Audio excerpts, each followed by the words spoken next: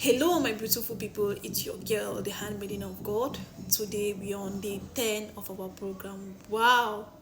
Is God not wonderful? God is so marvelous. Today we are on day 10 of our program and 90 more days to go.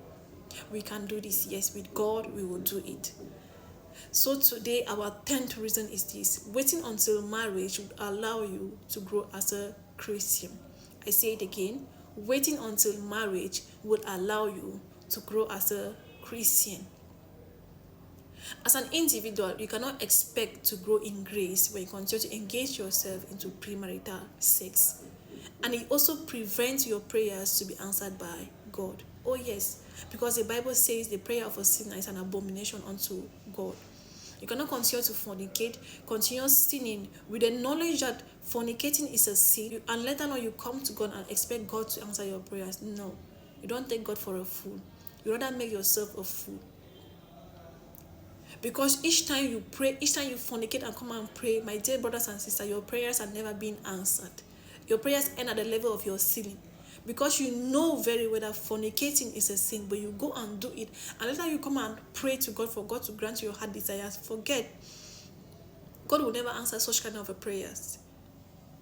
But for you to grow as a Christian, you need to stop fornicating. For your prayers to be answered by God, you need to stop fornicating. You need to make your body to be pure.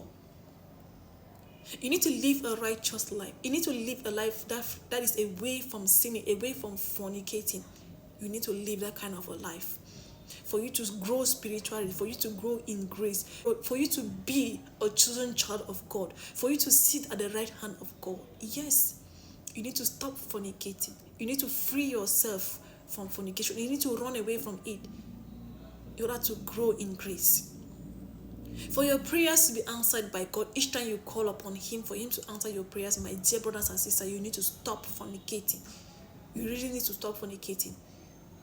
Because each time we fornicate, we sin. We commit a sin against ourselves, not only against God, but we commit a sin against yourself.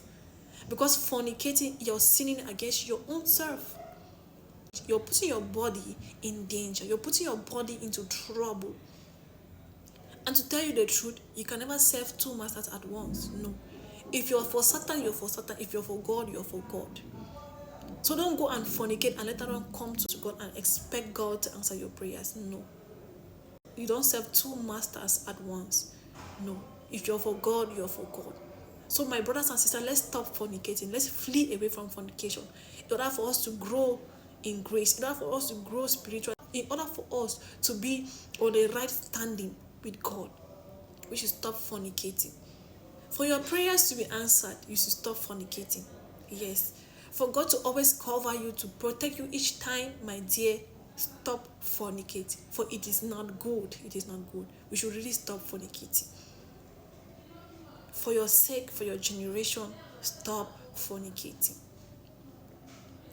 Thank you so much for listening today. And as usual, we always have a note, which is when you continue to fornicate, you fall under the category of those whose prayers are never answered by God. I said again, when you continue to fornicate, you fall under the category of those whose prayers are never answered by God. Thank you so much and stay tuned for day 11.